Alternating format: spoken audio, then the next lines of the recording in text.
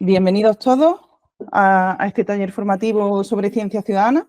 Muchísimas gracias por vuestra participación. Y hoy vamos a comenzar con el primer taller de unos ciclos formativos sobre ciencia ciudadana que van a constar de 4 talleres. Todos estos talleres de ciencia ciudadana forman parte de un proyecto más grande que hemos puesto en marcha, Andalucía más Ciencia Ciudadana, impulsado por la Consejería de Universidad, de Investigación e Innovación y que coordina la Fundación Descubre y la Universidad Pablo de Olavide. Con este proyecto y con estos talleres lo que pretendemos es potenciar que se utilice el abordaje científico participativo entre los distintos agentes de la región.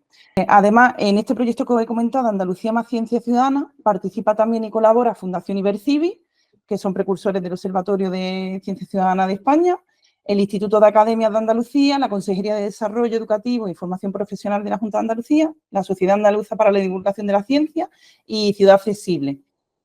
Todos estos talleres son totalmente gratuitos y están cofinanciados por la Consejería de Universidad, Investigación e Innovación de la Junta de Andalucía y la Fundación Española para la Ciencia y la Tecnología, la FECI. Hoy comenzamos con este primer taller, que va a estar a cargo de Fermín Serrano, que es responsable de investigación y gestión de proyectos en Fundación Ibercivi. Y os voy a presentar muy brevemente a Fermín, si tú quieres aportar algo después, Fermín. Fermín ha estado trabajando en el Instituto de Biocomputación y Física de Sistemas Complejos de la Universidad de Zaragoza. Es experto en montar proyectos, ha sido asesor, evaluador de proyectos, colabora activamente con la Comisión Europea, ha sido comisionado del Gobierno de Aragón para la Agenda 2030, responsable también del Observatorio de Ciencia Ciudadana en España y ha participado en multitud de proyectos de investigación relacionados sobre todo con tecnología abierta y participación abierta. Y destaca sobre todo el proyecto Socientais, en el que fue el coordinador y en el que se publicó el libro blanco de la ciencia ciudadana. Forma parte de la Asociación Europea de la Ciencia Ciudadana EXA y fue nombrado por la Fundación COTEC como uno de los 100 COTEC. Y si quieres aportar algo más, Fermín, te doy paso y comenzamos con el taller. Muchas gracias. Pues muchas gracias, Silvia. Buenos días a todos. Muchas gracias también, Teresa, cuando lo oigas, que gracias por invitarnos. Un placer siempre colaborar con Fundación Descubre y la Universidad Pablo de Olavide. Enhorabuena por lo que estáis haciendo en Andalucía con la ciencia ciudadana. Además de tener un territorio privilegiado por vuestras condiciones naturales y sociales, pues si además tenéis el apoyo de las instituciones y desarrolláis este tipo de proyectos, os auguro un futuro lleno de ciencia ciudadana en línea con los momentos que corren. Bueno, yo como decía Silvia, si algo he hecho durante muchos años, durante 15 años, fue montar proyectos de ciencia ciudadana. Entonces, este taller me gustaría compartir una visión práctica, realista y honesta sobre lo que supone este paradigma de ciencia abierta, de ciencia participativa, con muchas derivadas, con muchos formatos, con muchas dimensiones distintas. No hay una fórmula única, es algo que me gustaría trasladar aquí, que cada proyecto es un mundo y cada proyecto necesita una serie de decisiones.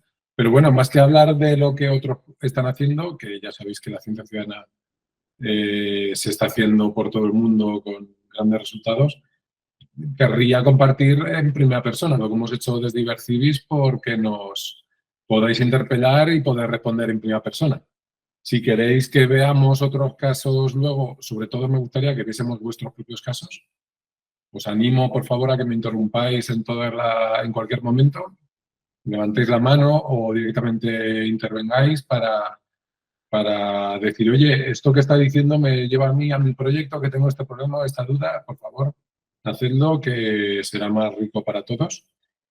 Y si no, al final también tendremos una parte también específica para esto, pero si en mitad de la conversación podemos ir interpelando, mejor que mejor. Yo creo que tenemos 2 horas. Lo que había previsto era como 3 partes. La primera parte, contar más, yo, como decía, lo que hemos hecho desde Ibercivis.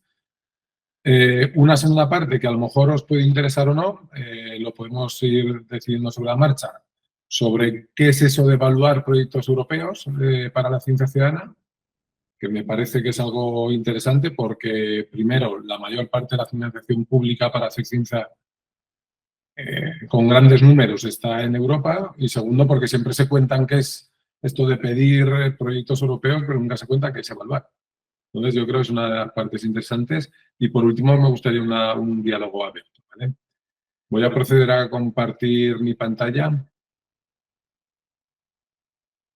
que entiendo que ya la estaréis viendo. A ver si lo puedo poner en pantalla completa. Sí, la vemos, Fermín. ¿Está todo bien? Sí. Perfecto. Pues ahí tenéis mi dirección de correo, fermin@ibercibis.es. Además, en ibercibis.es info, no me acuerdo cuál es el correo. Por favor, contactadnos, pedidnos cualquier tipo de ayuda o sugerencia. Estamos también en las redes sociales. Estamos para conversar, ¿vale? Que no sea esto solo una reunión de un momento. Ibercibis somos una fundación nacional dedicada a la ciencia ciudadana para hacer nuestros propios proyectos, pero también para prestar servicios a todo aquel que quiera hacer ciencia ciudadana. Cualquier universidad, cualquier centro de investigación, cualquier científico ciudadano que quiera abrazar el método científico y la ciencia abierta para su propio interés común o investigador, pues estamos para ayudar. Como veis, el patronato está compuesto por entes nacionales y también algunos regionales, porque salimos desde Zaragoza y tenemos la sede en Zaragoza, pero es una fundación nacional. Está el Ministerio de Ciencia, está el CSIC y está el CIMAT, que ya en 2011 acordaron crear la fundación que existe desde 2012 para lo que decía, para desarrollar ciencia ciudadana, para estudiar la ciencia ciudadana y para apoyar la ciencia ciudadana. Nosotros tenemos una partida pequeñita al Ministerio de dineros que nos permite responder a cualquiera que tenga curiosidad, tenga dudas y encantado de colaborar con cualquiera. Así que vuelvo a insistir, si tenéis cualquier tipo de duda, estamos para ayudar, ¿eh? Tenemos una absoluta vocación de servicio. Entonces, vamos a pasar ya a lo de qué es esto de montar proyectos de ciencia ciudadana. Nosotros empezamos en 2006, cuando todavía no éramos fundación, y hasta ahora habremos hecho unos 80 o 90 proyectos europeos, proyectos de ciencia ciudadana, perdón. Entonces, la primera estrategia o cuestión que querría tratar es el nombre, los acrónimos. Y aquí he puesto solo algunos ejemplos de los proyectos que tenemos. Si lo leéis en diagonal, veréis algunos que os parezca bien, otros que os parezca mal. Por ejemplo, veo ahí que me gusta Ciencia Remix, Saving Energy at Home, GripeNet, Quanticables, ya me empieza a gustar un poco menos, Vigilantes del Suelo me gusta. Hay mucho, quiero decir, es una tontería, pero hacer un nombre descriptivo de lo que es un proyecto para que la gente lo entienda desde el principio, que sea fácil de entender, fácil de recordar, que esté libre de el dominio para poder tener o una aplicación, una página web o un hashtag que no esté cogido. Este tipo de cosas es muy importante. Por favor, utilizad los que mejor os vengan. Yo os animaría a que si es un proyecto para Andalucía o para España, utilicemos el castellano. Si es un proyecto internacional, pues seguramente utilizad el inglés. Pero bueno, luego veremos algunos de estos ejemplos y ya entramos en más detalles. Pero es que es una de las primeras cosas que siempre me pasan. ¿Tú qué haces? No, tengo un proyecto que se llama cualquier tipo de acrónimo. Y dice, o me lo explicas otra vez o no me sirve para nada. ¿Vale? Así que primero nombre, dominio y nombre de aplicación. Luego, ¿qué tipo de ciencia ciudadana? ¿Qué nos referimos con la ciencia ciudadana? ¿Qué tipo de proyecto? ¿Qué tipo de participación? Hay un montón de dimensiones y de tipos de ciencia ciudadana, que luego veremos algunos ejemplos de ellos. Si tengo que resumir mucho, hay como dos grandes fuerzas en ciencia ciudadana. Una, soy un investigador o un académico o alguien profesional y necesito mucha gente que me ayude a hacer ciencia mejor y me puede ayudar cualquier fase del proceso investigador, levantando ideas e identificando problemas que necesitan resolución, recopilando datos o recursos que sean útiles para la adquisición de datos, haciendo tareas específicas del propio modelo de simulación o parte del análisis científico de esos datos También puede ser evaluando los propios resultados. Entonces, primera tarea, soy un investigador, necesito que la gente me ayude, es una gran fuerza. Y otra de las grandes fuerzas es cuando soy un científico y necesito abrazar el método científico. Soy un ciudadano, un amateur o una comunidad de vecinos que tiene un problema medioambiental y necesita abrazar el método científico para resolver sus problemas, para dotar algún tipo de evidencia e influir en los que toman las decisiones, en políticas o presupuestarias o lo que sea, y necesita el método científico. Entonces, uno se podría llamar socializar la ciencia, pero está mal dicho, y otro cientificar la sociedad. Pero bueno, me entendéis, ¿no?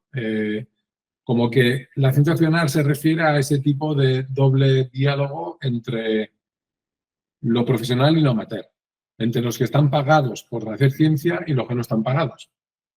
Y ya nos metemos, luego miraremos, pero la motivación de los participantes es uno de los temas más importantes. ¿Por qué los que no están pagados hacen ciencia ciudadana? Pues hay muchas derivadas, ahí se ponen algunas de ellas, pero normalmente suele ser porque tienen una pasión y les gusta ir al campo a hacer fotos a los pájaros o las setas y lo comparten de forma altruista por una sensación de comunidad, de tener un reconocimiento entre pares, por ejemplo. Hay otras veces que necesitan o que quieren o que se involucran por el propio descubrimiento científico, el placer de contribuir o por adquirir unos conocimientos científico-técnicos, por estar más cerca de los investigadores. La motivación es muy grande, ¿vale? Cada proyecto va a tener una serie de derivadas y esto es muy importante siempre ponérnoslo al principio de cómo definimos un proyecto. ¿Cuáles son las motivaciones de ambos lados? Normalmente los investigadores tienen una motivación por el bien de la ciencia, por avanzar conocimiento, por abrazar, por tener mejores aproximaciones a sus problemas científicos y luego tener mejor publicación, mayor fuente de financiación, mejores exenios o lo que sea. Y por otro lado, los científicos pues a veces tienen otras motivaciones, ¿no? Tanto para unos como para otros, pongamos en el otro lado. Entonces, como decía, lo que viene a ser la ciencia ciudadana, que no hay una definición única, ni creo que haga falta, porque es más un eslogan que un término, aunque hay definiciones en el diccionario de Oxford, creo que la GECI también tiene su propia definición. Tengo que reconocer, yo hice la definición para la Comisión Europea en 2012 y todavía no, pero bueno, sí, se puede decir, la ciencia ciudadana se refiere a toda la participación activa, voluntaria y consciente que hacen los ciudadanos para aportar su granito de arena al método científico y al hacerlo los usuarios, los participantes, los voluntarios, pues adquieren una serie de reconocimientos y de derivadas. Más allá de la definición, lo importante es reconocer que la ciencia es muy importante como para dejársela solo a los científicos, que ya no vale el paradigma de somos los grandes gurús, los catedráticos y estamos en una atalaya y desde aquí decimos la ciencia como tiene que ser, porque esto funciona para algunos casos, pero otros casos necesitan de la participación y reconocer que hay mucho conocimiento fuera de la academia que tiene que ser aprovechado. Esto no es que lo diga yo, esto es que lo dicen todos los estamentos, desde el Ministerio a nivel estatal a la Comisión Europea hasta el panel de ciencia para la Agenda 2030. Se dice explícitamente que cada vez hace falta más incorporar la ciencia ciudadana como un método válido, real, de producción de conocimiento científico para abordar los retos globales a los que nos enfrentamos. La complejidad, lo holístico, la interconexión requiere de enfoques transdisciplinares, multidisciplinares, de la institucionalización y abrir todo para trabajar entre todos, ¿no? Entonces, ahora mismo estamos, perdona que me enrolle, pero yo creo por marcar un poco el contexto del concepto, estamos en un momento súper importante donde las políticas, desde lo más alto hasta la sociedad, deben estar interconectadas, facilitadas, digamos, apuntaladas por la ciencia. Y ahí la ciencia ciudadana tiene un papel súper importante, dotando de evidencias y de confluencias para ir de la mano y compartir la propiedad del proceso, mejorar la confianza en el propio proceso y, por tanto, también mejorar la experiencia científica. Hay mucha gente con distintas habilidades. Yo siempre he sido de los que, bueno, personalmente, mi motivación ha sido utilizar la ciencia ciudadana para mejorar la investigación científica. Vemos ahí que hay derivadas educativas, sociales, democráticas, pero sobre todo a mí me interesa, soy ingeniero de formación, la ciencia ciudadana la entiendo como una herramienta para mejorar el proceso científico. ¿Vale? A la derecha, en esta gráfica, veis que hay distintos tipos de proyectos, ahora lo veremos. Decía que ahora es un momento además especialmente interesante porque de unos 4 o 5 años a esta parte, en parte por lo que hicimos hace 15 años, que ya ha dicho Silvia que impulsamos el libro blanco de la ciencia ciudadana para Europa, donde se dijo, señores, este es el concepto, estas son las capacidades, esta es la realidad de lo que está pasando, hay que dar mayor impulso. Se incorporó eso al programa Horizonte 2020 europeo y se ha incorporado de forma transversal y cada vez más importante en el Horizonte Europa. Y a nivel estatal, para los que os puede interesar más, tenemos una ley de ciencia que que reconoce la ciencia ciudadana, como veis aquí en este artículo del año pasado. Tenemos también una ley de organización del sistema universitario que también lo reconoce. Tenemos la NECA, que también incluye ya la ciencia ciudadana, además de otras novedades en sus nuevos criterios de evaluación del proceso investigador, lo cual es alucinante, para bien. Tenemos también lo malo, los investigadores que tienen que hacer docencia, investigación, transferencia, comunicación, ciencia ciudadana, publicación de datos, de metadatos, la sobrecarga es alucinante. Entonces, a esto yo siempre tengo la derivada es, señores investigadores, vosotros o vosotras investigad y apoyaros en profesionales de la ciencia ciudadana para que os echen una mano. Igual que eso pasó hace unos años con la transferencia de conocimientos y la innovación o las patentes o esto, también pasó con la comunicación científica y se consolidó el área de cultura científica. Creo que va en el camino de, entre comillas, dotar de unos servicios, unas infraestructuras cada vez más estables para intentar profesionalizar y aumentar la excelencia y que cada uno aporte su granito de arena. Pero, como digo, ahora mismo en el horizonte, el momento para la ciencia ciudadana es privilegiado. Aquí vemos rápidamente cómo hicimos el white paper. Es un proceso de política científica que lo incorporamos nosotros como un proyecto de ciencia participativa en sí mismo.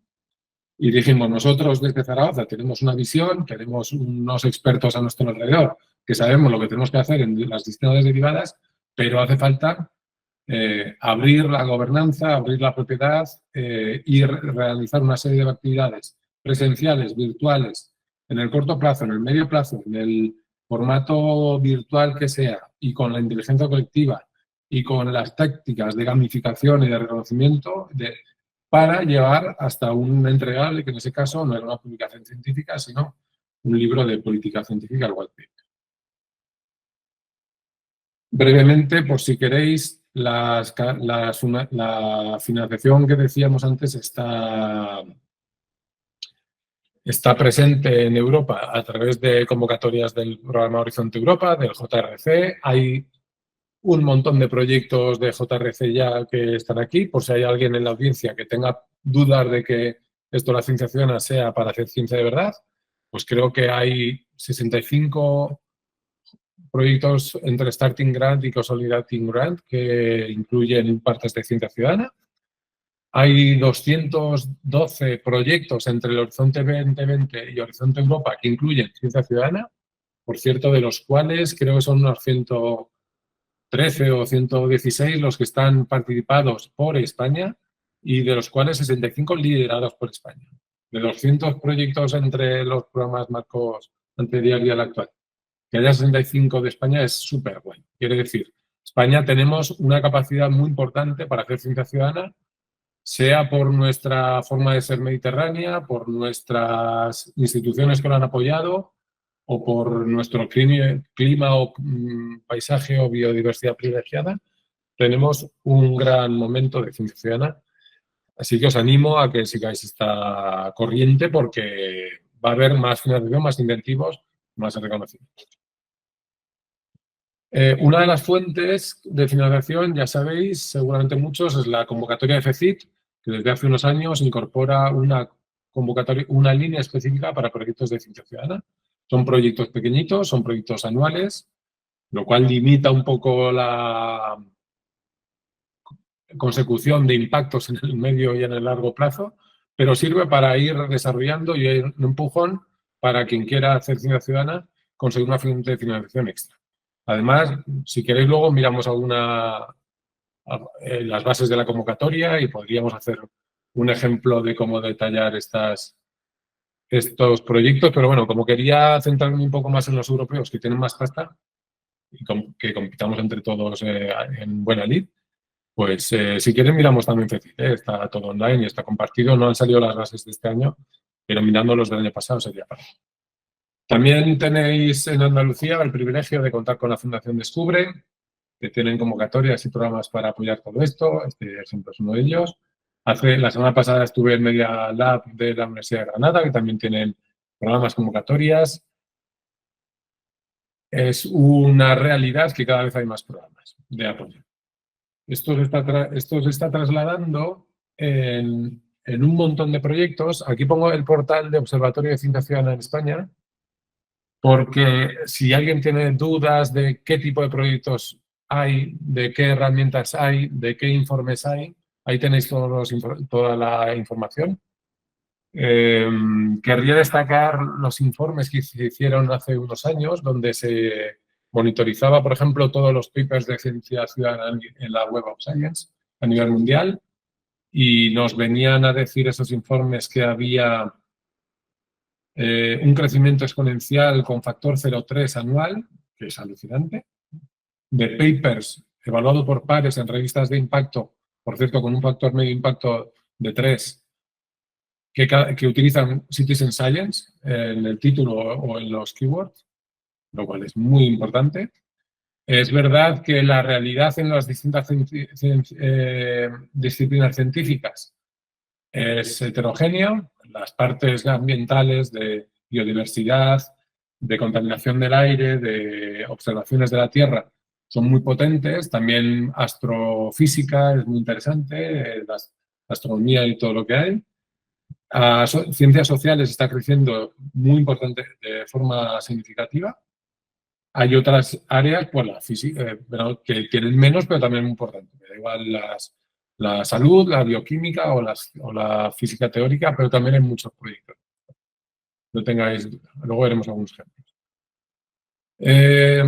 Además del portal nacional, está el portal europeo. Por cierto, como anécdota, que iba a decir que voy a tirar algunas anécdotas. El portal, el Observatorio de Ciencia Ciudadana, lo lanzamos porque estaba hasta la nariz de que todo el mundo me preguntase ¿qué proyectos conoces de este tipo? ¿Qué proyectos conoces que utilices estas herramientas? Y ya dije, oye, hacemos un portal y mira, y al final se ha consolidado como un portal eucitizen.science que funciona muy bien y por cierto, el propio portal tiene el código fuente abierto, que si alguien quiere replicar, lo están haciendo los brasileños y otros países, y Portugal también está replicando estos portales. Si queréis hacer alguno en vuestro barrio, en vuestra localidad, pues tenemos ahí el código fuente y os puedo usar. Nada, esto ya lo he comentado, lo de RC. A ver, herramientas. Es verdad que no toda la ciencia ciudadana tiene que ser digital, ni mucho menos. No toda la ciencia ciudadana tiene que ser tecnológica, ni mucho menos, pero la realidad es que tecnológica, no solo TIC, todo tipo de tecnologías, pero la realidad es que las tecnologías nos amplifican, nos aumentan el rango, la naturaleza y la capacidad de las colaboraciones, capacitándonos para llegar a sitios donde antes no podíamos llegar a una escala de tiempo totalmente distinta, ¿no? Si antes la colaboración científica era con cartas y con papers, pues ahora con con cualquier post en cualquier red social, pues funciona. Y también para replicar las tecnologías. Aquí he puesto una captura que con unas pocas plataformas utilizadas, frecuentes y conocidas para hacer ciencia ficción. Por ejemplo, Epicollect es una aplicación móvil para un project builder, un creador de proyectos, para que si quieres buscar observaciones espurias o identificar y geolocalizar cualquier tipo de medida, pues en un mapa, poner chinchetas en un mapa, vaya, típico proyecto. Esto está capacitado con Epicollect. Geonity es otra aplicación nueva de Ibercibis, o Spotteron, que es otra que también con un modelo distinto. En esta Spotteron te piden dinero, pero te dan una serie de servicios, es una aplicación de pago, pero te permiten pues, trabajar con los datos, las fuentes de datos, la validación, la comunicación, etc. He dicho solo 3 para esto de geolocalizar observaciones de cualquier tipo. Bueno, Usahidi también es de este estilo, creada en África y muy consolidada a nivel mundial. Hay otras como Boeing, que seguramente conozcáis, ExtremeWeb u PowerGrid, que permiten utilizar la capacidad de los procesadores de nuestros ordenadores de sobremesa o de los móviles para realizar tareas científicas que sean distribuidas y conformar una especie de computación de altas prestaciones distribuida basada en recursos ciudadanos. Eso puede ser computación, horas de CPU, o puede ser almacenamiento, conseguir gigas o teras de forma distribuida. Estos software, estos middleware que se llaman los Boeing, ExtremeWeb o PowerGrid, permiten utilizar, montar una instancia de su software en tus servidores y tener el flujo de trabajo para replicar instancias de muchos trabajos y tener millones de trabajos de forma gratuita en voluntarios. Otra cosa es conseguir voluntarios, pero son fáciles de distribuir. Ya veis que además he puesto otras como Paibosa, luego vemos algunos ejemplos, CartoDB o EpiWork, pero mi reflexión es con esto, más allá de, primero, si queréis montar vuestra propia tecnología para hacer vuestro propio proyecto de ciencia ciudadana, porque queréis hacer un portal nuevo con una tecnología móvil súper chula, con un aspecto visual muy específico para vuestro proyecto, adelante, hacedlo. Si tenéis dinero para contratar a 3 informáticos, a 3 diseñadores y a 3 expertas en usuarios, en user experience, pues si tenéis el dinero, hacedlo. Pero si no tenéis el dinero, aprovechad las tecnologías que ya existen, que muchas, como decía Geonity, si queréis, os lo instaláis y montáis un proyecto en escasos 3 minutos. Otra cosa es que tiene limitaciones, sí. Pero hablando con los responsables, siempre se van desarrollando nuevas funcionalidades, se van adaptando y demás, ¿vale? Y la siguiente derivada es, ¿por qué crear nuevas infraestructuras, nuevas herramientas, si la gente está utilizando un correo electrónico, la gente está utilizando WhatsApp, la gente utiliza un Google Form?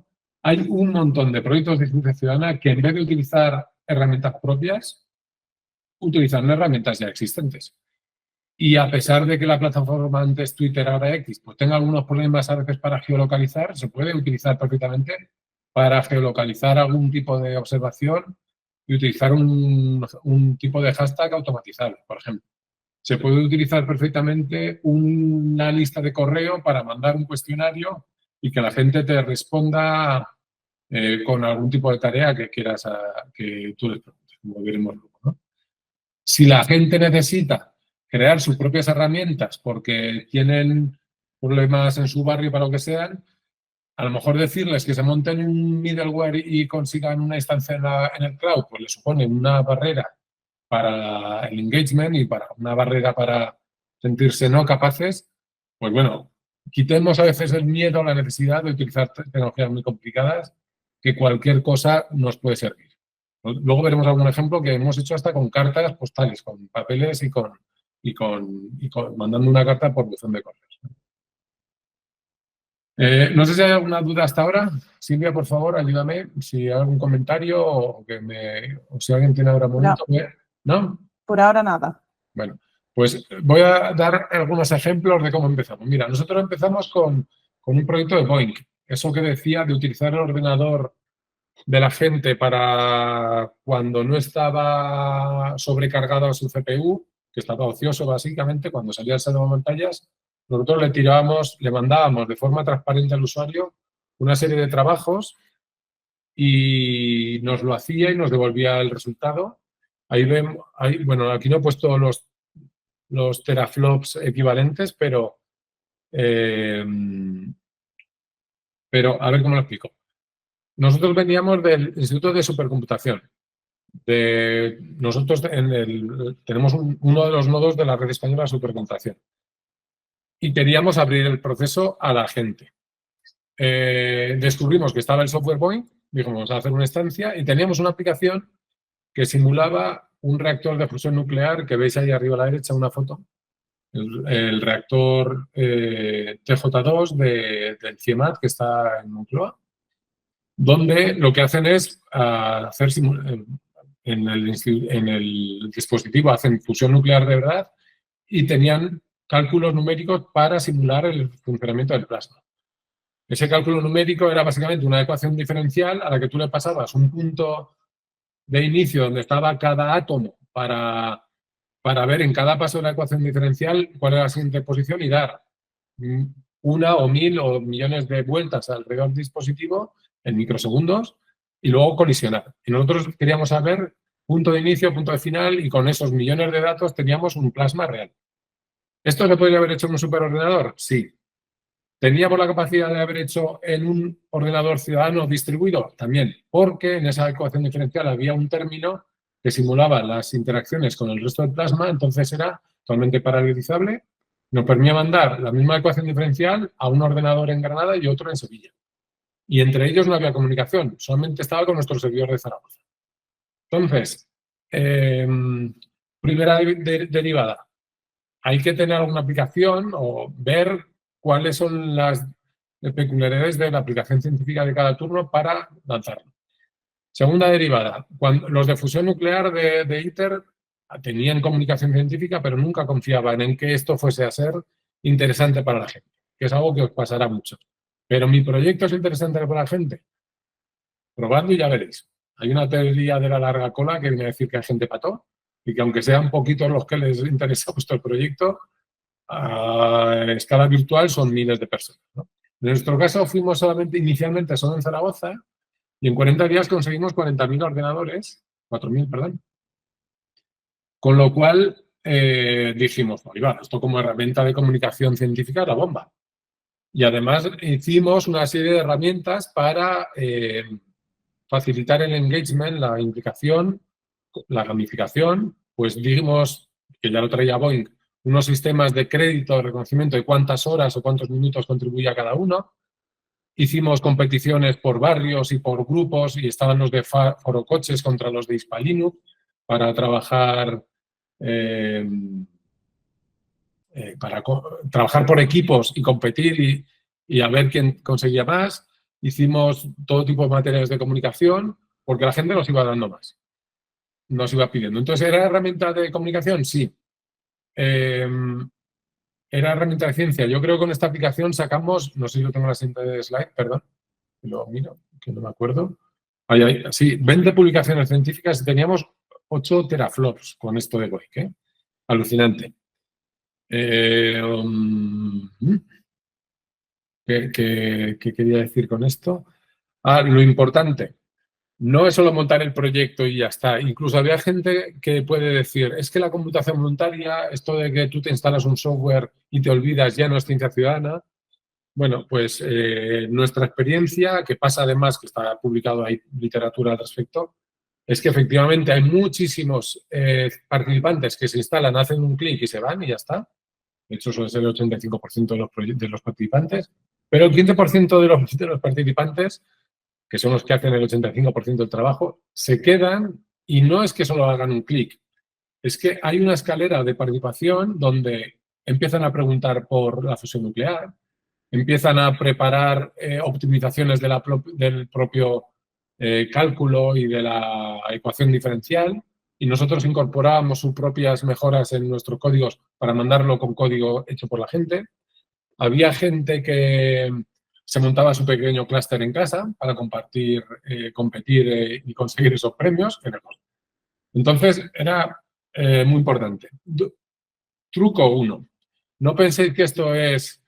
Yo soy muy importante, muy guapo, tengo una aplicación muy chula, se la mando a la gente y que aprendan de fusión y que yo soy y yo divulgo todo lo que sé, ¿no? Ahí empiezas a tener un diálogo bidireccional. Cuando tú abres una puerta, la abres para todo. Y la gente empieza a preguntar y a discutir y tienes que tener, sobre todo, recursos, personas y también mentalidad abierta para hacer eso, ¿vale? Me ha pasado muchas veces, me voy a otro tema, no este, de gente que quería montar ciencia ciudadana y dice, yo quiero montar esto, pero que no haya ningún tipo de debate. Y digo, pues no es ciencia ciudadana. O sea, si abres el grifo, pues va a haber debate. Y la gente va, no todos, porque muchos pasarán, pero va a haber gente que te va a estar preguntando, te va a estar buscando las cosquillas y te va a ayudar a hacer mejor tu investigación. Si no lo quieres, no lo hagas. Pero si lo quieres, estate preparado para que te vengan esos inputs, ¿vale? Otro proyecto de 2011, aquí sí que nos hicimos nuestra propia aplicación, porque en cuanto vimos que lo de la gente estaba dispuesta a contribuir con la ciencia, se nos fue un poco la pinza y dijimos, vamos a hacer el experimento más grande del mundo en tiempo real para que gente participe en un experimento participativo sociológico o psicológico, que es el dilema del prisionero. Si no lo conocéis, es un dilema donde tú tienes una serie de dinero, que de hecho era dinero de verdad para cada participante, con dinero Corte Inglés, un jaleo de montar eso. Y en tiempo real tú ibas juntándote con personas y en función de si querías colaborar o no colaborar, pues te podían llevar más dinero o menos dinero. Con eso se estudiaba un poco el feeling de la gente. En este caso, queríamos más de 1000 personas y tuvimos distintas fases del experimento, pero una de las primeras fases fue con alumnos y con profesores. Y aquí hay un debate siempre muy interesante con la ciencia ciudadana en escuelas, si es realmente ciencia ciudadana o no, porque se argumenta por una parte, que tiene en parte razón, que no hay una motivación intrínseca del participante, no hay una libertad que hace ciencia por su propia motivación, sino que está comisariada o dirigida por un profesor. Pero lo que nos ha pasado siempre, primero, que los propios profesores son investigadores en sí mismos, a veces con carreras científicas que por lo que sea han cogido la vida docente en vez de la vida investigadora. Y por otro lado, hay investigadores también que han trabajado, hay estudiantes que son investigadores con unas capacidades que es sorprendente. Entonces, en estos experimentos, nuestro teorema, o algún truco para decir esto, montar de tu propia aplicación es un poco jaleo, pero si tienes investigadores, tira para allí. Ya veis aquí el interfaz, eran las bolitas estas verdes y azules, también teníamos una interfaz de visualización de datos. Cuando tengas que llegar a mucha gente, lo de los profesores es un truco válido, en mi opinión. Si necesitas 1000 personas, consigues a 30 profesores y ya tienes 1000 personas detrás, casi. Ahora, tienes que conseguir el apoyo del Departamento de Educación de la Consejería de turno. Tienes que tener también unos plazos, unas herramientas y unos canales de comunicación específicos para este tipo de participantes. Y lo de dar premios en metálico es otra de las derivadas que tiene mucho detalle, mucho debate, pero a nosotros al principio nos costaba infinito conseguir dinero al Corte Inglés y demás. Pero bueno. Voy a enlazar esto con un par de proyectos que tenía por aquí mencionado. Mira, en este caso no son estudiantes universitarias, sino de secundaria, de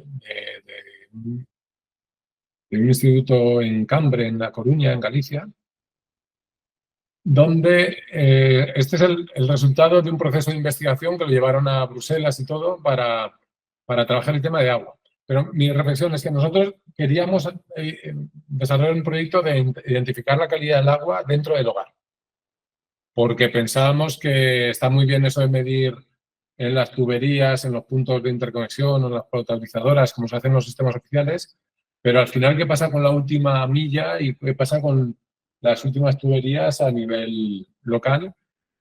Y repartíamos veis abajo hay una foto que hay un kit para medir el agua, que es un botecito con una pastilla a la que se echaba y se medía el color del cloro con esa ruleta como rosa, también un papelito con una tira reactiva para medir el pH.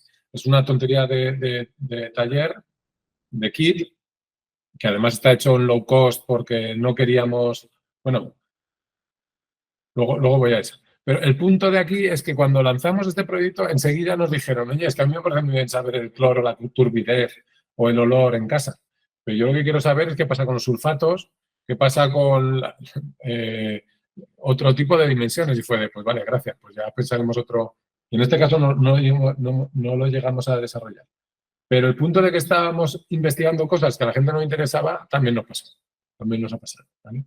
En este caso, lo que decía, que también es pertinente saber,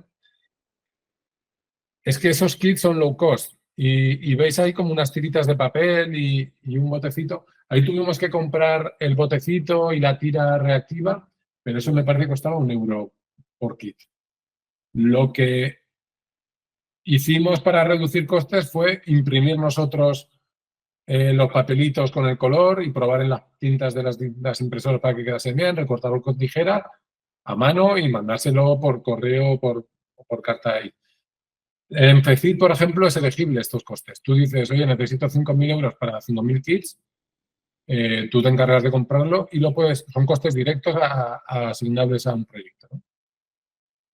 Y estas chicas, por cierto, pues se pusieron a ver que tenían ciertas discrepancias entre la acidez en Aragón y en Galicia, efectivamente, y ya vieron que allí, por lo de las rocas graníticas, y se fueron por potabilizadoras de Coruña y hicieron un proyecto ellas de ciencia en sí.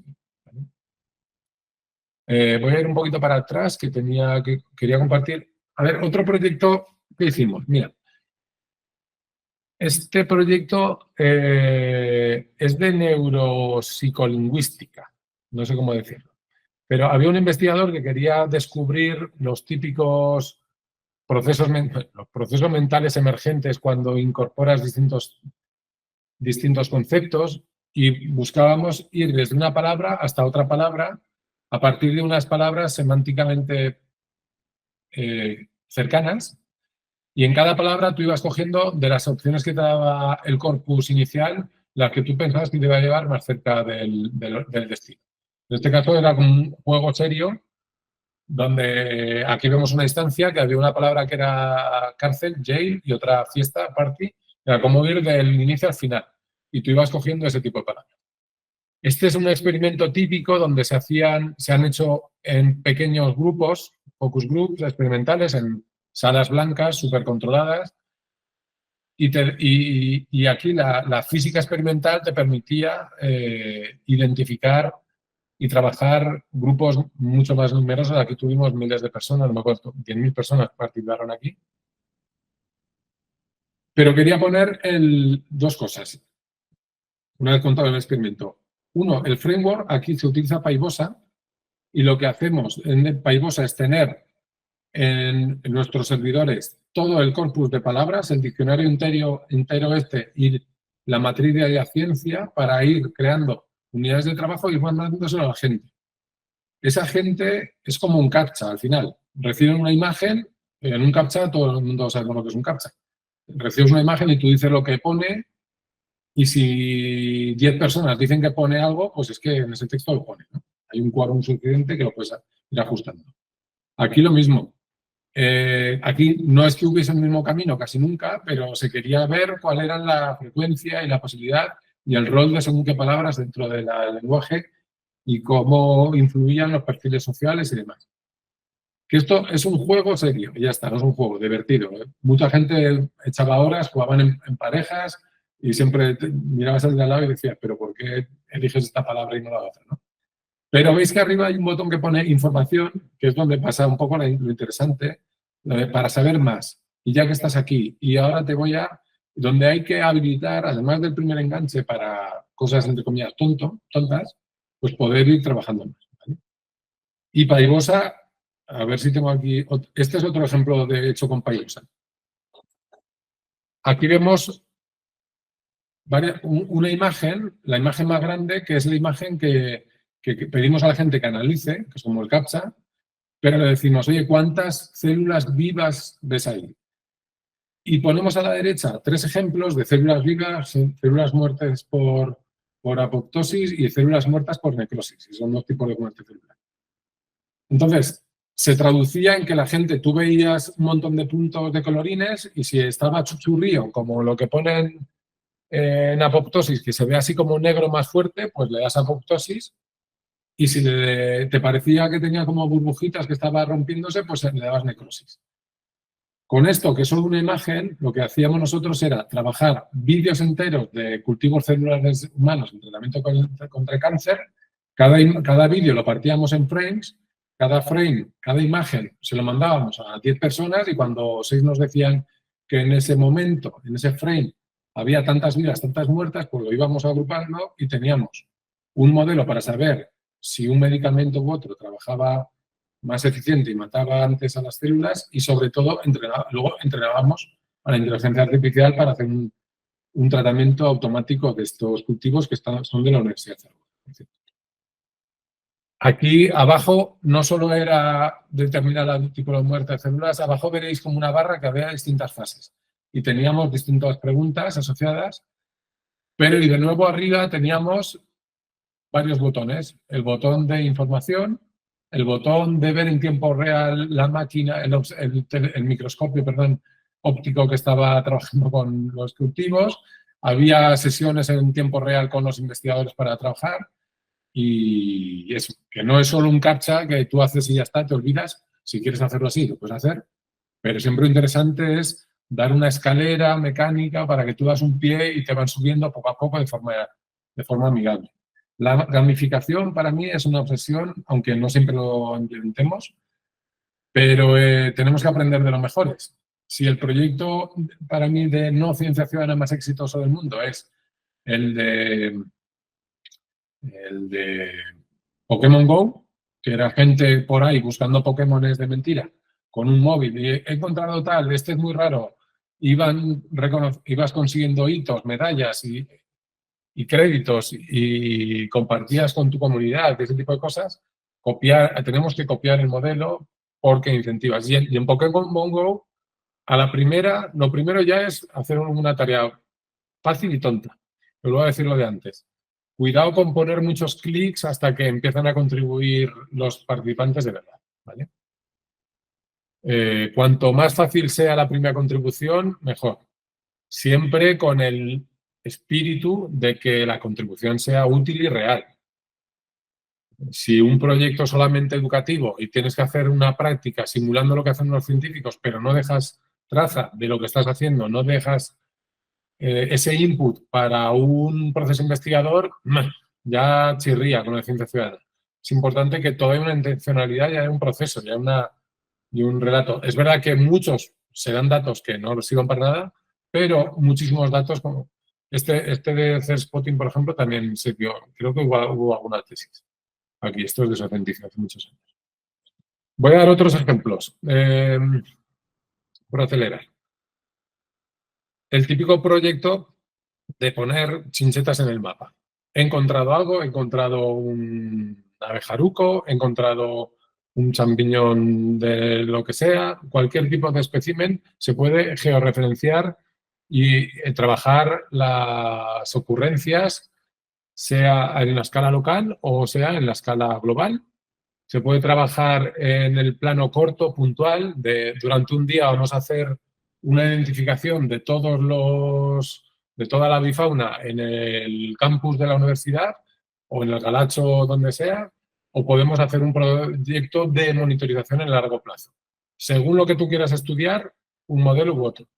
Hay especies naturales que no tiene sentido trabajar de forma puntual porque, por ejemplo, están en la alta montaña y necesitas ver cómo cómo va variando su desarrollo de un año a otro y solo puede subir cuando hay deshielo, por ejemplo, o cuando hay riadas en un río y tienes que ir a mirar cuando, según qué fenómenos naturales pasan.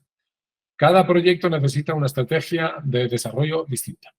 En este caso, uno de los primeros proyectos que hicimos para monitorizar ocurrencias, que ya os he dicho, esto está súper trabajado en la avifauna, los de SEO BirdLife llevan décadas trabajando.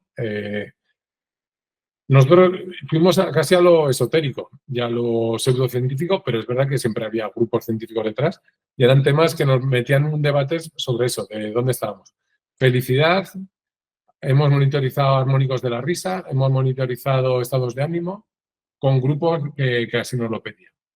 En este caso, porque montamos un TEDx en Zaragoza en 2012, yo creo, hicimos una ocurrencia con algo muy catchy para decir, oye, ¿dónde has sido más feliz en Zaragoza? Y al final pues se veían los parques de tapas, los parques donde ibas de niño con tu brazo, montar en bici, ese tipo de cosas. Truco para conseguir más gente, el tema que era fácilmente replicable por los medios de comunicación, algo en positivo, salimos en todos los medios de comunicación nacionales y tal. Y también trabajamos con celebrities o influencers, entonces no se llamaban influencers, para trabajar y aumentar y generar nuevas audiencias. Sin más. Otro proyecto de 2015 es intentamos monitorizar la gripe y la pandemia de la gripe anual.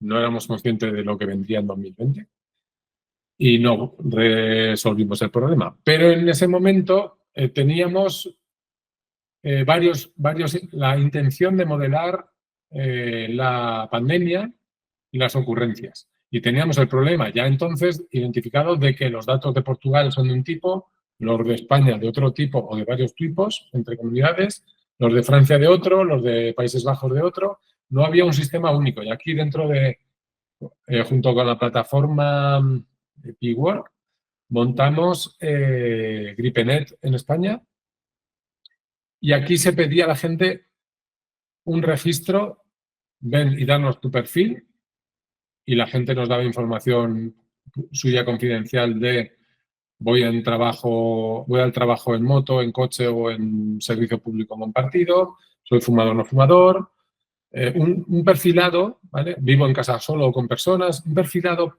inicial, más o menos rellenable en 7 o 8 minutos. Y luego cada semana, durante la fase de invierno, le mandábamos un correo y le preguntábamos, ¿has tenido síntomas o no? Si no ha tenido síntomas, ya está, nos da un correo que decía no y ya está. Y si era que sí, pues pedíamos algún tipo de información más. Truco, no agobiar con los correos. Me acuerdo, por cierto, un proyecto del MIT, volviendo a lo de la felicidad, los del MIT estudiaban la felicidad y te mandaban 2 mails al día que había que rellenar durante 15 minutos. Yo mi sensación era feliz hasta que me ha llegado vuestro recordatorio que ya me ha puesto mal. Una vez a la semana y si es que no, tú le das el ok que no, y si es que sí, intentad ser rápidos, 3 o 4 minutos, listo. ¿Vale? Y con esto veis ahí una gráfica que se ve como el sistema oficial y el sistema de abajo, el oficial, y el de arriba, el de GripeNet, pues ya he identificado los picos y las curvas. Pero mensaje, 2015, con correos funciona la ciencia ciudadana también, con correo electrónico. Otro proyecto muy interesante es el de monitorización de olores. Me parece muy interesante por varios puntos. Primero, no hay una política, una legislación adecuada para la gestión de problemas de olores. Y es un problema que hay personas que les crea graves problemas de vida, de calidad de vida, de estrés o de migrañas, etc. Además, con ciertos sesgos de género. Por otro lado, no hay una tecnología, así como una cámara de fotos hace mejor fotos que un dibujo a mano alzada, no hay una tecnología, no hay una nariz electrónica que huela mejor que la nariz humana. Y lo que pasa donde hay un problema de olores es que normalmente oficialmente se mandan 10 oledores profesionales que siguen un cuestionario y se reportan. Pues nosotros dijimos, en vez de mandar a 10 oledores profesionales, vamos a pedir que la gente nos diga bottom-up, de arriba abajo, perdón, de abajo arriba, donde hay problemas, identificamos y damos ahí las evidencias para intentar influir en las políticas. Esto se ha consolidado como el Observatorio Internacional de Olores. Hay proyectos como la plataforma es Odor Collect, me parece que hay 6.000 personas activas ahora mismo en el mundo, donde la gente no solo dice dónde hay problemas de olores, sino que se crean muchas veces comunidades, recorridos sanos para evitar problemas de olores, este tipo de dinámicas al respecto, ¿vale? Pero vuelvo a decir, allá donde no llega la tecnología, el ser humano, la ciencia ciudadana nos permite llegar. Es un ejemplo perfecto de que no hay una nariz electrónica que funcione mejor que la humana. Pues vamos a utilizar los humanos como sensores. Este proyecto, además, por cierto, está ideado y desarrollado ahora ya por una empresa, pero inicialmente la responsable, Rosa Arias, era una persona que estaba fuera de la academia. Y desde la Fundación Ibercivil le dejamos, le empoderamos, le dimos la institución para pedir según qué fuentes de financiación y poder acceder a unos desarrollos, a una capacidad y mira, se ha consolidado y está funcionando perfectamente. Esto hemos visto. Otro proyecto de monitorización remota, que es algo que también está súper verde todavía, que es la calidad de los suelos. Y dentro de la misión europea para monitorizar la calidad de los suelos, estamos con un proyecto Ecosoil, único en esa misión, pero lo que queremos es repartir una serie de kits. Aquí a la derecha veis los kits que hemos trabajado para trabajar el suelo. Voy a intentar resumirlo mucho. Hay un folio con la metodología, hay una pala para escarbar y ver si hay ocurrencias de bichitos, de lombrices o lo que sea. Hay un trozo de tubería gris que tienes que incluir ya veis que hasta se prepara una maza para meter dentro del suelo y ahí se echa una cantidad de agua, me parece que es 1 litro de agua y se tiene que ver en 1 minuto cuánto se ha filtrado para ver la porosidad, la permeabilidad del sustrato, etc. Estos son algunos de los derivados, pero mi punto era compartir aquí lo que mis compañeros, creo que está Sergio por aquí online, pero mi punto de este proyecto es, yo creo que está mal diseñado alguna de las herramientas, porque ¿para qué nos sirve comprar miles de trozos de tubería o miles de maza para repartir a la gente en los territorios que mandar por correo nos cuesta una pasta, etcétera? Pues yo creo sinceramente que sería mejor, en vez de un trozo de tubería, pues a lo mejor de decir a la gente, oye, recortad un trozo de botella de 2 litros de Coca-Cola y la metéis y ya está, por ejemplo, ¿no? Pero mi punto es, hay que balancear entre el rigor científico a veces y la aproximación low cost, do it yourself, hazlo tú mismo y de forma distribuida, que es que la gente además disfruta más preparándose su propio kit que no recibiendo un correo con una maza que luego quien se la quiera. Incluso hay que ver el propio impacto científico del consumo y el propio impacto ecológico, ético de crear según qué kits, ¿no? Pero bueno, dicho lo cual, este proyecto está funcionando y lo de monitorizar y trabajar el suelo me parece importantísimo, especialmente en las zonas rurales y especialmente con los agricultores y ganaderos que tantas veces se ven atacados por la ciencia y que hay que tender puentes para incorporarlos al proceso científico y trabajar con ellos las evidencias, ¿vale? En el mundo rural. A ver, otro proyecto que con kits distribuidos se llamaba Vigilantes del Cierzo inicialmente y luego Vigilantes del Aire. Aquí veis una foto de una maceta en el alféizar de una ventana. Esta maceta es una planta de fresa que se compraba desde Ibercivil y se regalaba gratuitamente. Al final hemos regalado más de 10.000 o no sé cuántas macetas a toda España. Pero lo interesante era como decía antes, no depender tanto de la tecnología y del iPhone o del Android, porque seguramente todos los que estamos en este taller sabemos utilizar un móvil, todos tenemos un móvil, sabemos actualizar el software de un móvil y sabemos meternos en una aplicación y enviar datos, incluyendo una foto. Pero hay mucha gente que no sabe, no quiere, no puede, no tiene móvil o lo que sea. Se podría llamar grupos con necesidades especiales o grupos en riesgo de exclusión social o como se quiera llamar. Hay gente muy variada. Pero aquí queríamos hacer efectivamente ciencia ambiental, monitorizar la calidad del aire con esas personas y lo que se repartieron fueron fresas con un folio que daba la metodología científica a desarrollar y un sobre franqueado. Creo que tengo alguna foto por aquí. Sí, estas son las fotos que dábamos y los sobres y la metodología. Lo que venía a decirse era, coge esta planta, ten cuidado con ella que es un ser vivo. Tú la pones fuera en la calle, en tu terraza o en tu ventana y la riegas durante 3 meses, la vas regando con esta frecuencia para que crezca, para que sea sana.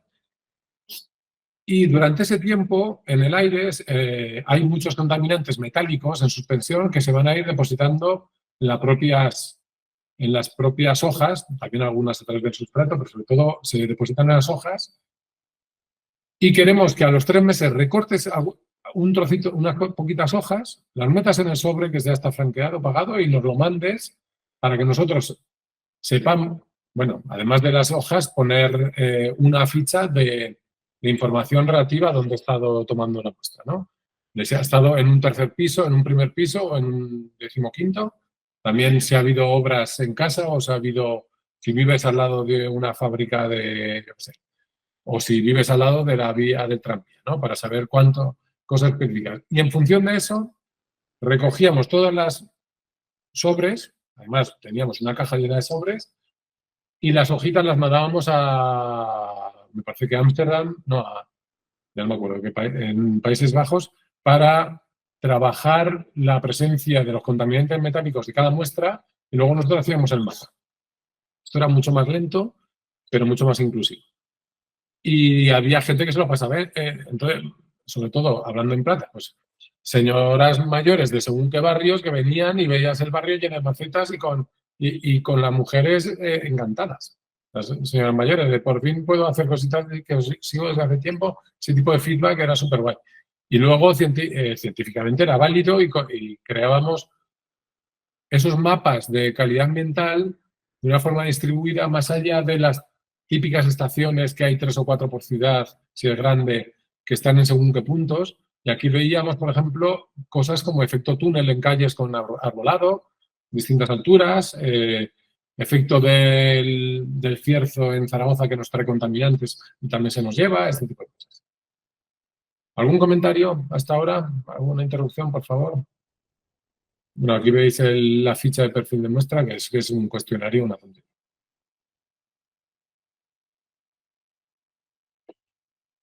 Hasta ahora he estado hablando de un montón de proyectos de ciencia ciudadana que pasan en campañas más o menos permanentes en el tiempo. A veces son de 1 año, a veces son de 3 meses, pero he dicho, en biodiversidad, por ejemplo, pueden pasar cosas en un día solo. Y en la tecnología se pueden desarrollar la aplicación o desarrollar la tecnología también en un solo día. Lo que se llama muchas veces hackatones, que habréis oído la palabra, me da igual hackatones, datatones, ideatones o como se quiera llamar. Y es facilitar un encuentro de gente muy variada en un sitio más o menos preparado, capaz y habilitado para según qué discusiones semánticas e integradoras, y facilitar que pasen cosas, que a veces están dirigidas y que tú tienes un problema y decir, vamos a hacer una aplicación para monitorizar, yo qué sé, las lombrices de nuestros parques, pero otras veces vamos a ver qué reto nos interesa entre todos y desarrollar allí las ideas de las propias tecnologías. Pueden pasar en un día, pueden pasar en un fin de semana. Si montáis hackatones, hay un montón de guías para hacerlo, pero así algunos trucos que se me vienen a la cabeza siempre es Lo primero, dignidad para las personas que van a trabajar, alimentos de sobra, sobre todo alimentos sanos, algo de fruta energizante, además de tés y líquidos. Lo típico luego es acabar pidiendo pizzas para todo el mundo y ya está, y no montas mucho jaleo, es lo más barato. Incorpora la visión de dinamizadores, y especialmente diría de artistas, para facilitar y mejorar los talleres. Ten en consideración planes A, B, C y D por si viene un tipo de gente, otro tipo de gente, por si hay que salir a hacer algo en el campo y llueve, por si pasa cualquier contingencia, etcétera. Y luego tareas, o sea, herramientas. Aquí vemos que se hizo un día en Medialab Prado en Madrid, lo que era Medialab Prado al lado de, bueno, no me acuerdo, en la zona del Prado, que ahora está, lo han cambiado. En Medialab Prado montamos uno para monitorizar y bueno, y salió un tema de calidad del aire a través de un espectrómetro de bajo coste y se utilizaron pues recortables, papel. Ya veis que hay una guía para hacer un recortable con las capas transparentes de un CD antiguo. Pues esto se trabajó para hacer una campaña en Madrid de calidad. La foto de la gente que hay allí es relevante aquí. Los hackatones suelen ser cosas de género masculino, edad media, con cierta capacidad tecnológica y educativo, inclinaciones políticas, también religiosas. El perfil de las personas de la ciencia ciudadana también está súper estudiado y trabajado. Hay que trabajar esa realidad, ¿vale? Aquí en este taller me ha parecido que había más mujeres, porque normalmente hay más mujeres investigadoras, luego veremos un tema al respecto, pero en la participación, por los horarios, por lo que sea, muchas veces hay ciertas limitaciones que hay que trabajar, ¿vale? Y tener en consideración. Esto me lleva siempre a pensar y recordar, la ciencia ciudadana no es la panacea, no funciona para todo. Y no hay un truco único. Pero, como todas las metodologías, todo tiene sus sesgos y sus limitaciones y sus potencialidades. Hay que trabajarlas. Cuando trabajas con unas herramientas, tienes unas limitaciones. Cualquier modelo de simulación meteorológico, por ejemplo, cualquier modelo tiene sus limitaciones y eres consciente de ellos y los trabajas. Cualquier modelo de participación ciudadana tiene limitaciones y las trabajas. Hemos dicho algunos ejemplos de aseguramiento de calidad. Si tú no te fías de que alguien te vaya a dar un dato que sea bueno, pues pon mecanismos de aseguramiento de calidad, que puede ser redundancia de resultados y repites lo mismo. Puedes hacer validación por expertos, que pueden ser expertos, incluso los propios ciudadanos que han conseguido el estatus del experto. Puede haber reconocimiento automático por inteligencia artificial. Puede haber doble check-in, puede haber preguntas antes de ser participante o preguntas después de haber subido el dato. Hay mecanismos de aseguramiento de calidad de todo tipo. Ahí varía tu capacidad de rigor científico a veces con la performance, con el rendimiento. Si tú quieres que la gente haga muchas cosas, no puedes poner demasiadas capas de aseguramiento de calidad. Lo mismo pasa para el aseguramiento de calidad que para la comunicación. Comunicar la ciencia ciudadana, como comunicar cualquier otra rama científica, es complicado y necesitas tener un plan claro de comunicación para saber llegar a cada objetivo con un mensaje, con un canal y con ideas fuerza claras. Entonces, si tú vas a trabajar con tu gente de tu barrio, como hemos visto antes de Civiciencia, pues tendrás un mensaje. Si tú vas a hacer política, como decíamos, de olores para influir en la legislación europea o directivas europeas que se instancien por los Estados miembros, pues otro lenguaje. Ya está, no tiene mayor derivada, no tiene mayor dificultad. Cada uno de su padre y de su madre. ¿Algún comentario al respecto? Mira, otra foto. Aquí aquí teníamos unos laboratorios de ciencia ciudadana, que todavía lo estamos cerrando aquí en un edificio que se llama Etopía en Zaragoza. Montamos unos laboratorios de ciencia ciudadana con €500.000 y eran 2.000 metros cuadrados con impresoras 3D, con cortadoras láser, con máquinas para hacer PCR dentro de un biolab, con hornos, con elementos multimedia, microscopios, telescopios, había todo tipo de equipamiento, ¿no? Soldadoras, aquí vemos un ejemplo. Y este proyecto era una, entre comillas, chorradica, pero queríamos ver qué tipo de animales teníamos en las casas de la gente. Pedíamos que la gente tomase muestras de las típicas pelusas que están en el tope de la puerta de tu salón. Pues con ese polvo lo metías en una carta, nos lo mandábamos. Y aquí había un grupo de participantes, que ya vemos que había más mujeres en ciencia, que trabajaban todas las semanas, pues crear hasta el propio microscopio para analizar esas muestras y buscar ahí los ácaros y otro tipo de bichitos, que era muy divertido. Las micromascotas. Que decíamos antes de como nombre, yo no sé a quién se le ocurrió esto, pero me gusta. Pero el feeling ya vemos que es un poco distinto de un hackathon de un fin de semana a tope a un programa de más largo tiempo, ¿no? Por cierto, aquí identifico a algún profesor de secundaria.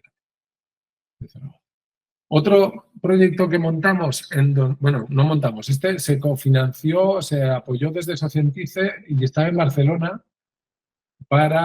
en 2013 para crear colmenas de abejas y equiparlas a tope con todo tipo de cacharricos y de arduinos y de sensores y monitorizar el peso, la dinámica, el flujo de entrada y salida de las abejas, y colocar varias por la ciudad, por cierto, en azoteas de hoteles, por intentar trabajar la sostenibilidad del sector turístico. Pero aquí vemos un hackathon muy interesante, dinamizado por un artista, que es Marc Canet. Los datos están allí, se compartieron y este proyecto tuvo además sus visualizaciones científicas, que es una de las cosas que me interesaría destacar. Ya he mencionado un par de veces el rol de los artistas, sobre todo el arte y la ciencia, ya sabéis que es una realidad, una confluencia que ha sido trabajada de forma natural a lo largo de la historia. Por cierto, igual que la ciencia aficionada, que ha sido una constante a lo largo de la historia, lo raro es que haya científicos profesionales en los últimos 120 años. Pero la confluencia de arte y ciencia sirve como una retroinspiración y la ciencia es motor, perdón, el arte es motor muchas veces de aproximaciones científicas y para inspirar cómo resolver algunos problemas. Esto en Europa se está trabajando a través de los distintos programas como STARS o como la nueva Bauhaus, que seguramente muchos conoceréis.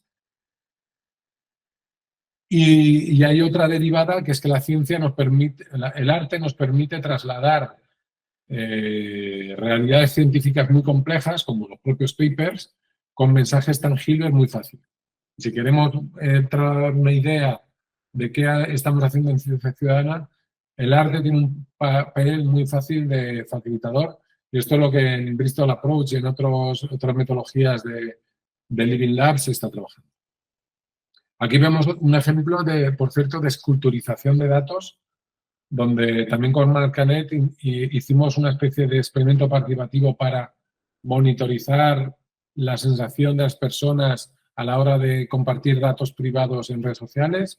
Y los datos, en vez de hacer una gráfica, pues hicieron una esculturización piqueteando con colorines y se quedaba expuesto con una estética súper interesante. Pero la propia conceptualización, muchos habréis oído hablar de somnificar datos, ¿no? Científicos. Es que ya esculturizar datos me parece como una idea que se te lleva. Nosotros hemos hecho incluso proyectos de inteligencia colectiva en la línea de lo que decíamos de experimentos participativos y juegos serios. Si hemos querido entender el rendimiento del colectivo frente al individuo, que es algo intrínseco a la ciencia ciudadana, saber si somos mejores entre muchos que entre unos pocos. Para analizar la inteligencia colectiva hemos querido generar inteligencia colectiva y muchas veces hemos tenido que desarrollar nuestro propio sistema backend de inteligencia colectiva y en el frontend le hemos puesto por aquí un generador, un sintetizador de patrones de música y nos hemos ido con músicos como R de Rumba de Violadores del Verso a sitios como el Sonar en Barcelona para hacer experimentos allí donde está la gente. Y esto es otro de los mensajes claves para mí. Está muy bien hacer el día, la noche de los investigadores en tu campus, pero donde más gente va es a la Puerta del Corte Inglés. Pues vete ahí. Si nosotros hemos querido a veces aprovechar la gente, los miles de personas que están en un festival durante un fin de semana, pues hemos ido al festival a hacer ciencia ciudadana, ¿eh? Y cada vez hay más receptividad y también tiene sus sesgos como el ruido, como la condición o la capacidad de estar durante más de X tiempo en un festival. Hay muchos sesgos, pero que se puede trabajar. Aquí mencionaba antes lo de los Living Labs y el rol de los artistas. Es una de las metodologías, el Bristol Approach, un poco ya anticuada, pero es una de las metodologías para decir, si queremos capacitar a la gente para crear un laboratorio abierto donde pasen cosas y se identifiquen problemas, se desarrollen las tecnologías, se diseñen las herramientas y se realice el proyecto investigador, se reevalúe entre todos y se trabaje tanto los impactos políticos, científicos, sociales, como el repensar el propio proyecto, hay un montón de metodologías de Living Labs y os animo a que busquéis. Pero si tenéis alguna duda, os cuento. Nosotros en el que montamos de Etopía teníamos además programas de financiación y de dar acceso a un laboratorio de forma gratuita que han dado cosas chulísimas. Por ejemplo, aquí vemos uno de los proyectos que inicialmente eran 4 gatos, ya veis que son 4 gatos, montando un globo sonda con helio, low cost, para lanzar unas cajitas, unas latas de Coca-Cola entonces, inicialmente, y ver hasta dónde se podía llegar con este globo, que se llega hasta la estratosfera porque la presión del helio aumenta y explota el globo y entonces la caja cae. Y con eso lo que hemos hecho es un programa de ciencia ciudadana en una de las cosas que a mí me parecen más chulas, que es ciencia ciudadana en el espacio. Que cualquiera hemos visto ya proyectos de ciencia ciudadana en el río de tu pueblo, o en las lagunas de tu pueblo, o en tu casa que hemos visto. Pero es que ahora con un kit bajo coste y háztelo tú mismo, tienes la capacidad de medir cosas o de experimentar cosas a 30 kilómetros de la superficie terrestre. Y aquí vemos algunos ejemplos de proyectos que se han lanzado. El globo tira para arriba, se le pone una cámara GoPro en esas cajas que veis que están colgadas del globo y cuando caen, pues como lleva un GPS la caja, pues vemos dónde cae, vas a buscarla en mitad del páramo, donde sea, y se recogen los resultados. Y aquí hay proyectos pues de todo tipo, desde cultivos agronómicos para ver el efecto de la radiación a cosas chorraditas de niños como mandar una carta a Papá Noel para ver si desde allí se lo ve mejor. Hay todo tipo de proyectos, no solo científicos, pero es súper guay para mí. Nosotros desde Ibercivis, ¿qué hacemos? Conseguimos los permisos con las autoridades competentes, que son el ejército, que no me acuerdo ahora cómo se llaman los que controlan. Pues el ejército tiene la competencia del espacio en el suelo español y tarda un par de horas en subir, o sea, 1 hora en subir y hora y, o al revés, 1 hora y media, 2 horas en subir hasta 30 kilómetros y cae en 1 hora. Y en 3 horas lo lanzas en un punto con el viento, cae en 200 kilómetros más para allá y la gente se lo pasa súper guay. Pero vuelvo a decir que estamos en 2022, que la gente hace ciencia, perdón, estamos en 2024, la gente hace ciencia en el espacio. Ciencia ciudadana. El país se me ha ido.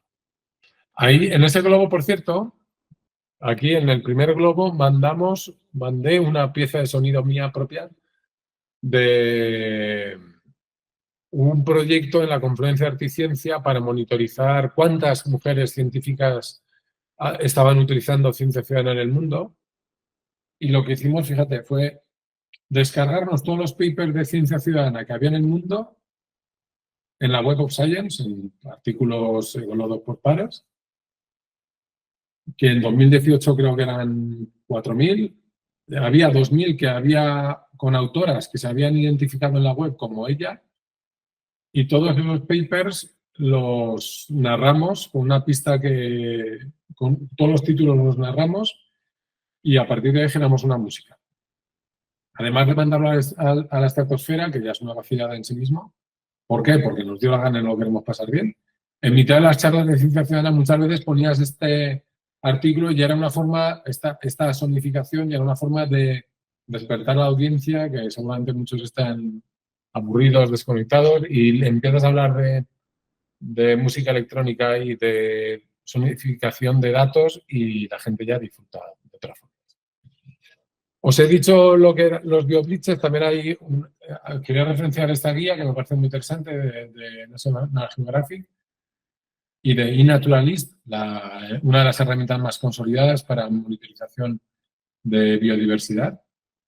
Y si queréis, ahí lo tenéis. A la hora de montar un proyecto de ciencia ciudadana, una de las fases claves es la aglutinación de recursos o conseguir recursos. Y recursos viene de conseguir colaboradores científicos, colaboradores ciudadanos, servidores, bases de datos, o almacenamiento para los datos y, lamentablemente, eso que todo el mundo siempre pregunta lo primero, dinero. Entonces, conseguir dinero, ya hemos dicho que hay cada vez más oportunidades de financiación oficiales y también becas y patrocinios y fundaciones privadas. Pero por eso creo que es pertinente hablar a la hora de conseguir dinero, igual que he dicho, a la hora de trabajar con científicos ciudadanos, pensad en ciudadanos, en lo que a ellos les motiva para participar con vosotros. A la hora de conseguir dinero, pensad en los evaluadores, lo que están pensando para que te evalúen mejor, ¿vale? Y ya he dicho que ahora los exenios se van a incorporar. En Horizonte 2020, en todos los proyectos en Horizonte Europa está de forma transversal la Open Science y hay que justificar lo open, no solo los datos, sino también la participación. Entonces, quería compartir. A ver, esto va a pasar. Un momentito. A ver si puedo, perdón. Quería compartir esta URL, a ver si me dejan. Voy a tener que dejar de compartir, veo, porque si no... Dejo un momentito de compartir, ¿vale? Voy a compartir un documento de la...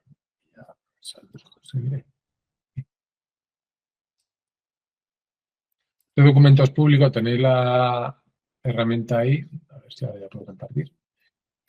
Pero es unas slides genéricas que da la Comisión Europea a todos los evaluadores de las propuestas a analizar. Yo, por cierto, no he sido evaluador de Horizonte Europa, pero sí que lo fui durante muchos años en Horizonte 2020. Y tanto de propuestas como de proyectos y de programas. Y no ha cambiado mucho. Pero bueno, os quiero compartir rápidamente este documento. Creo que estáis viendo este documento, ¿verdad? El Horizon. A ver cómo lo hago para moverme por aquí rápido. Veo que va un poco lento esto. A ver, lo contextualizo en un par de minutos. La Comisión Europea, a través de los impuestos de todos los ciudadanos, da anualmente un montón de millones de euros para investigación a través de lo que se llaman los programas marcos, y en este caso el programa marco Horizonte Europa. El programa está dividido en varios topics y convocatorias que ya habréis visto alguna vez, y para cada convocatoria hay un tema que buscan resolver. No es que sean prescriptivos y dicen, tengo un problema de conseguir el suelo de Doñana, no quieren resolver el suelo, pero a lo mejor tienen que trabajar con la biodiversidad. Y para ello tú puedes justificar que Doñana es un sitio privilegiado en el mundo y que sus niveles de sedimentación o de avifauna pues son específicas y representativas, y por eso montas un consorcio con otras zonas costeras de Europa, lo que sea. Para cada topic, para cada tema hay un programa y os animo a que estéis cotillando. Cada vez hay más servicios que dan acceso a esas convocatorias y te los dan más o menos más caras para que tú veas dónde puede encajar tu idea o adaptar tu idea a lo que están pidiendo y pedir. ¿Vale? Siempre que hagáis una propuesta, aunque sea algo muy específico, como decía, algo en Doñana, alinear con las políticas europeas, que puede ser el Pacto Verde, la década digital, los derechos de los ciudadanos europeos o el programa de economía circular, lo que sea. Y a partir de ahí hace falta hacer una referencia para que vean los evaluadores de que tú estás trabajando en algo pequeño, una visión europea. Porque si vas a la Consejería de Andalucía, pues tendrás que pedir dinero de lo que le interesa a la Consejería de Andalucía. Y si vas a Madrid, a lo que le interesa al Ministerio, y si vas a Europa, a lo que le interese a Europa, ¿no? Contextualicemos todo esto, que es una de las cosas que a veces se le olvida a la gente. Ya sabéis que los proyectos europeos son propuestas de unos 50 folios, cada vez son más cortos, en 50 folios y te pueden dar entre 2 millones hasta a veces hasta 10 millones para consorcios de muchos socios, ¿no? Es donde está realmente la capacidad monetaria para hacer proyectos largos. Desde que Europa publica y tienes un deadline para mandar la propuesta y eso se tarda, normalmente son meses, ¿no? Se puede preparar una propuesta en 2 o 3 meses. Hay gente que lo hace en semanas. Yo a veces hace poco lo hicimos en semanas, pero no lo recomiendo. Trabajar 2 o 3 meses para hacer una propuesta europea y conseguir procesos de... ¿Qué pasa después? En cuanto lo mandas, aquí tenemos un gráfico. En cuanto lo mando, lo que hace primero la Comisión Europea es ver si esa propuesta es elegible. Si tú has hecho una propuesta acorde con la convocatoria, si no te has pasado de páginas, si no has puesto contenido pornográfico infantil, si no has puesto un tema de investigación que no sea elegible, por ejemplo, clonar humanos, etc. ¿Vale? A partir de que Europa te dice que es más o menos elegible, los evaluadores, cada uno de su padre y de su madre en su casa, de forma remota, van a evaluar las propuestas de forma separada. Cada propuesta se manda normalmente a unos 3 investigadores o expertos del tema. Por cierto, luego voy a lo del experto. Se manda a 3 personas para que cada una con su expertise o con su visión personal utilice los mismos criterios con la misma puntuación y hacer un informe individual que normalmente te dan medio día por propuesta, ¿vale? A cada evaluador se le suelen dar, según la convocatoria, si hay más o menos propuestas, pero se suelen mandar entre 6 o 15 propuestas y te dan varios días, tú por la tarde te lo estudias, te lo investigas y te lees todo bien toda la propuesta y haces un informe individual. Ese informe individual, entonces, un informe individual, como he dicho, separado. Al cabo de un mes te juntas con las otras 3 personas para consensuar lo que tú has puesto y ver si hay discrepancias y argumentar con tu capacidad lo que has evaluado y la nota que has puesto. A veces hay discrepancias porque hay gente que es experta en algo y dice, mira, tú que no te has fijado en esto, yo te doy validez de que esto es súper importante y lo han hecho muy mal, o al revés, lo han hecho muy bien y esto es súper innovador porque, al contrario de otras propuestas, ese consenso es súper interesante para ver muchas veces esa discrepancia, pero normalmente cuando una propuesta es buena se nota. Y luego, todas las propuestas que se han trabajado individualmente y ya se tienen una evaluación consensuada, se hace también en un panel con los 30 evaluadores de esa convocatoria para unificar y ver si ha habido algún problema y sobre todo desempatar. Con esto que os quiero decir, este programa, que es absolutamente transparente porque siempre hay evaluadores independientes fuera de la comisión que están evaluando tu propio trabajo como evaluador o el trabajo de la comisión. Por lo tanto, hay que confiar en el proceso, que hay mucha gente que desconfía y piensa que los evaluadores están dirigidos por los policy officers. Nada más lejos de la realidad. Yo nunca he visto eso. y si lo viese habría que denunciarlo porque así te lo dicen. Si ves algo raro, denúncialo. Y ya está. Hay veces propuestas que te gustaría poder puntuar, pero más alto, pero si te han hecho una propuesta mala, pues tú evalúas lo que está escrito. No puedes evaluar suponiendo lo majos que son, lo guapos que son o lo bien que te caen. En absoluto. Según lo que está escrito, hay que ser consistente. Entonces, los 3 criterios de evaluación para cada propuesta, que esto casi sería lo más importante, cuando se hace una propuesta hay que estructurar la propuesta en 3 grupos que son excelencia, impacto e implementación. La excelencia es cómo de importante es la idea, la ambición y cómo de bueno es el planteamiento de ese proyecto. El impacto no es ya qué tal son los resultados, sino cómo vas a impactar en el medio y en el largo plazo en línea con lo que se quiere de Europa. Me da igual impactos económicos, sociales, ambientales, pero el impacto es algo que muchas veces la gente se olvida. Y la última parte de implementación, que es la más típica, la más fácil de implementar, de escribir, porque es crear paquetes de trabajo, que es demostrar que tú tienes capacidad operativa para conseguir el dinero y hacer uso eficiente de los fondos. ¿Vale? Aquí tenéis, en este documento tenéis más detalles, pero sí quería destacar, hay 3 tipos fundamentales de proyectos. Uno son las RIAs, otros son las IAs y otros son las CSAs, que están en la siguiente slide. Las RIAs son proyectos de investigación más explorativa, menos aplicada, digamos, Research and Innovation Action. Las Innovation Actions, las de innovación, son muy orientadas al mercado y las Coordination and Support Action son proyectos de coordinar y cosas que ya existen, iniciativas que ya existen para conseguir el efecto red, ¿no? Y que la suma de las partes sea mayor que el individuo. En función de cada tipo de proyecto vas a tener un tipo de criterios. No voy a entrar en más detalles en esto. Pero sí que quería decir, lo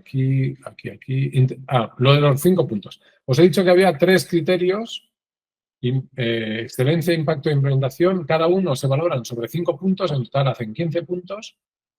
Y normalmente de 15 puntos necesitas tener un mínimo de 12 o 13 puntos. Hay un umbral mínimo para ser posiblemente financiado. Entonces, de 15 hay que sacar un 4 o un 5 en cada criterio. Hay que ser muy bueno o excelente para que te den dinero, no antes. Y también hay un umbral mínimo por cada crítico. Si tienes 2 5 en impacto y en excelencia, pero la implementación es muy mala y te ponen un 2, no eres elegible y no te van a dar dinero. Y aquí es donde hay que ver. Excelente no quiere decir que sea perfecto e involucro. Puede haber algún fallo mínimo que no afecta al resultado. Muy bueno, un 4. Es que hay fallos, pero son... O sea, no hay que tener miedo a tener fallos, pero que tengas un pequeño número de fallos. Y para ser bueno, puede ser que seas bueno, pero tengas ya bastantes fallos. ¿Vale? Y en medio, el 3, 3,5, 4, 4,5, ahí sí que depende es subjetivo en función de la impresión de los evaluadores, porque, como veis en el punto 4, habla de small number of shortcomings, un número pequeño de fallos, pero ese número pequeño es a veces 2, 3, a veces 5, 6. Ahí puede jugar con el medio punto, muy importante, ¿vale? Lo que quieren los evaluadores son quitar medios puntos siempre. Mi experiencia siempre la gente tiene ganas de quitar y demostrar que sabe mucho y que la propuesta es mala. Entonces, no os metáis en jardines en la propuesta si no queréis salir escaldados y lo que pongáis, tenedlo bien armado y si no sabéis de ciencias sociales y de humanidades, pues no lo mencionéis o buscad a alguien que lo haga. Justamente ese tema es transversal. Si no sabéis de ética, pues también he puesto otro ejemplo de transversal. Si no sabéis de algo, no lo pongáis porque es posible que los evaluadores se les pase por alto, pero si ponéis algo y está mal armado, es fácil que te pongan, however, este trabajo no está total. ¿Vale? Este documento lo recomiendo que lo leáis siempre. Pero bueno, y aquí quería destacar otra vez Open Science, que es un tema transversal para todas las propuestas. Aquí abajo se pone Citizen Science como como uno de los ejemplos a desarrollar, que para mí personalmente es como una pequeña victoria personal, que de lo que dijimos en 2014 esté ya todo el mundo con esto es súper guay, al igual que lo de la NECA, pero bueno, son cosas. Justo estaba diciendo Open Science transversal, el tema de los géneros es transversal y el tema de las humanidades es transversal, y el no hacer daño significativo al medio. Muchas gracias, Fermín. Y ya tenemos a Teresa por aquí, que ha estado escuchando atentamente el taller y ahora ya se puede conectar. Muy bien, pues muchísimas gracias, Fermín. Muchísimas gracias a todos los que habéis sabido encontrar tiempo para dedicar esta mañana a familiarizaros con la ciencia ciudadana. Gracias, Silvia. Así que, si quieres hacer alguna conclusión, Fermín. No, conclusiones. La ciencia ciudadana es ciencia y luego ciudadana. Hay que hacer ciencia, hay que meter el filtro de que tenga un valor útil para el proceso científico. Como todo, tiene sus limitaciones y potencialidades, y hay un montón de herramientas y literatura ya trabajada para eso, pero no hay que pensar que es la panacea. Y hay un momento súper importante por las leyes, por las directivas, por la financiación, por las entidades de soporte como Fundación Descubre y Ibercivis. Y quien quiera se lo va a pasar muy bien y estamos para ayudarle. Ojalá muchos entre todos. Muchas gracias, Fermín. Pues ya sabéis que este proyecto en el que colaboramos con Ibercivis tiene que ver con la puesta en pie de una oficina andaluza de ciencia ciudadana. Queremos ayudaros y queremos buscar a los mejores para que os ayuden a hacer los mejores proyectos de ciencia ciudadana. Tenéis nuestro contacto. Sabéis que la semana que viene hay una nueva acción de formación sobre algo que os importa mucho, que tiene que ver con los datos, y que nos lo va a impartir un experto de la Universidad Pablo de Olavide, con quien estamos desarrollando el proyecto, y os animo a que sigáis en este proceso de formación sosegada y sabiendo que a través de Silvia vamos a estar todos a vuestro lado para conseguir que pongáis en pie los proyectos de ciencia ciudadana en los que estáis trabajando, los que estáis soñando. Muchísimas gracias.